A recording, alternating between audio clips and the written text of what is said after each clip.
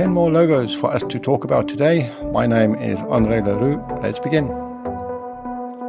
First up, well, I really like this type of logo, very strong and memorable. But in this one, I think the placement of the numbers can be improved. You connected the top of each number to the base of the previous one, so the geometry of the numbers dictates this overall shape. And it also dictates the overlaps and the negative space. That leaves you with a tiny little negative space window here. That isn't ideal. I would customize the geometry and experiment until the overlaps and negative space look good, rather than just being a consequence of the standard geometry of that number 2. To be fair, maybe you did, but I don't think the solution you settled on works yet. Also, the colors.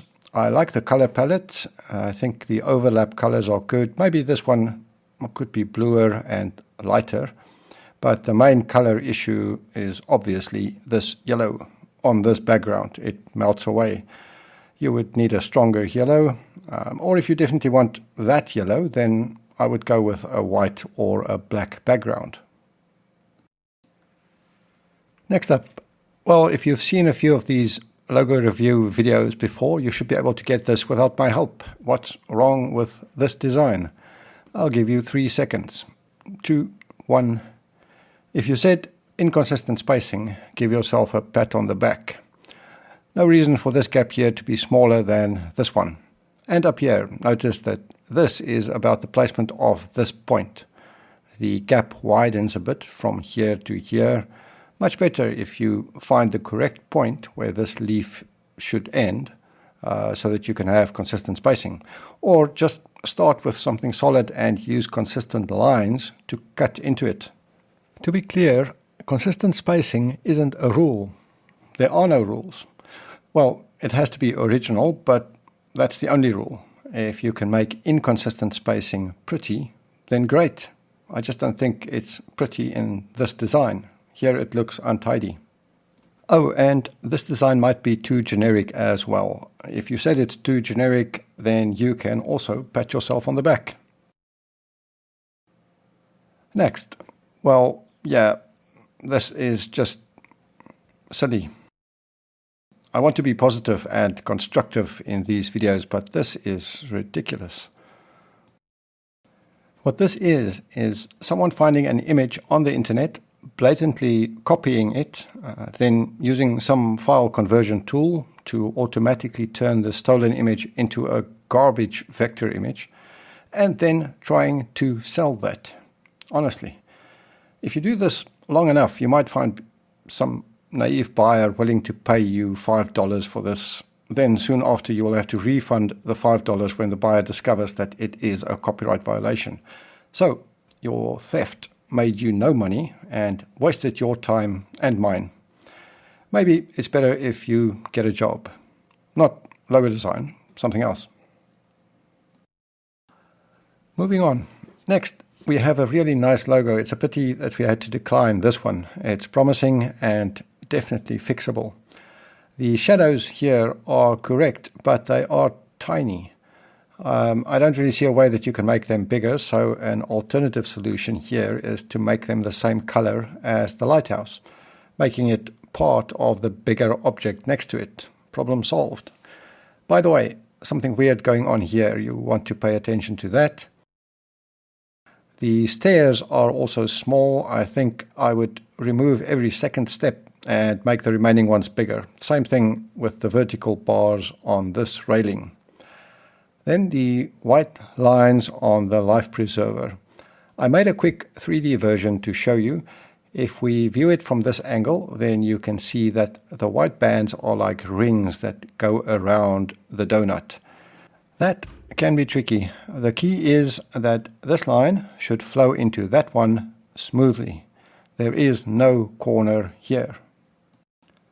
You can see why if we move the white bits out. There is an ellipse here. If we look at the wireframe, then you can see that ellipse in there, and it touches this line. So there will never be a corner there. The only exception is when you see that ellipse from exactly side on. Then there is a corner here and here. In all other cases, there isn't. So, bottom line, this should really look like that.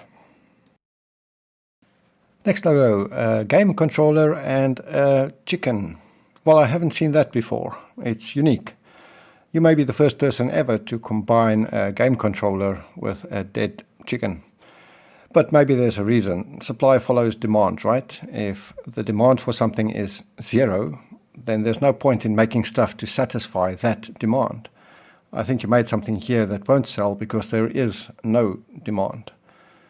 Normally, if a logo is good but we can't see how it will be used, we will still approve it. Who knows, right? Maybe some strange company wants a strange logo.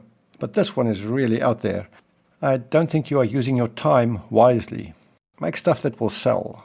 Combine a game controller with 3D glasses, or a skull, or a play button, or a power symbol, or a heart, not a dead chicken. Next up, letter GD logo. This is not bad. It's competent design work. The problem is that it isn't very interesting. It's nice, but so are these. What makes your logo special? And it has to be special. There are countless monograms in the world, and many being sold for $5. If you want to sell monograms on LogoGround instead and charge $200 or more, then your monograms have to be special. A good tip for you: pencil and paper. Sketch your monogram ideas on paper first and refine them there. It makes a huge difference. Try it. Next logo, Music Notes flag logo. At the moment it is too generic. If you can pull off the flag idea, then I think you will have a good logo. The problem now is that they are almost regular music notes with just a tiny bit of flagness down here. I think what you meant to do is show the curve of the flag like that, but that is too small. That part is the main thing that can make this logo unique and interesting. So don't hide it, make it 5 times bigger. And you need more attention to detail. Next we have a dog coffee bean logo. The combination doesn't really work. Like with our game controller chicken logo, I struggle to see the point of this logo. Dog flavored coffee or coffee flavored dog. I don't want to spend too much time thinking about either of those. And the anatomy is weird. It's barely a dog. The coffee bean feels like it should be his ear, but it is connected to his cheek, kind of like a hamster with a coffee bean stuffed in the cheek. And it's a weird nose. I get that you wanted to echo the coffee bean shape, but you broke the anatomy in the process. I think this idea is best abandoned. Next up, Gentleman Panda. There are unfortunately many challenges here. This type of anthropomorphism is difficult to pull off. Almost as difficult as saying anthropomorphism. Anthropomorphism, whatever. By the looks of it, you are struggling with fairly basic anatomy, so to attempt a panda and human hybrid is aiming too high. You can attempt a hybrid only if you have a firm grip on the anatomy of both creatures. The other thing that is important in cartoons is that the entire composition has to tell one story. The expression, the pose, the body language, the props, etc. all must say the same thing. In this design, I don't know what it says. He shows a thumbs up, but he doesn't look happy. It's more of a determined look. So that is ambiguous. And he's eating. Maybe he is saying that this is good bamboo. But then why use his food for a walking cane? There are just too many questions. There should be none. It should be obvious what he is trying to tell us. Next logo, a chest or a skull or a lock. Okay, well, I can see a skull. If there were some lines here, that could work as a skull. The lock Yeah, sure, I don't understand why there are two brown arches instead of one silver one, but I can see a lock. A chest is a bit of a stretch, I think. I guess this could be a chest from the side with the semi-cylindrical lid. You are trying to do too much. The more objects you squeeze into one logo, the more you have to bend them out of shape to fit into your design. So the less recognizable they become. Make a great chest logo, or a great skull logo, or a great lock logo. And if you are feeling really ambitious, first try to combine only two of them. And a bonus logo. I was about to wrap up this video and then this designer asked me to review his logo too, so let's do that. Letter M, lion. Well, it's not really a lion. You might see a lion, I might see a bear, someone else might see a wolf. If there is doubt about what animal it is, we will usually decline the logo. It has to be obvious. And then you combine it with a letter. That obscures the animal even more. Not a very attractive letter M, by the way. So, the point is, and if you are new to logo design, this is super important. If you are struggling to make a particular design work, adding more elements to it is not the solution. You are making it worse by adding without resolving.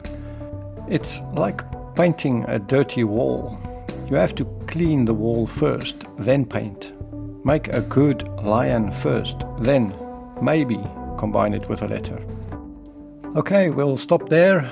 More logo reviews next time. If you are not subscribed to this channel, you know what to do. See you next time, and thanks for watching.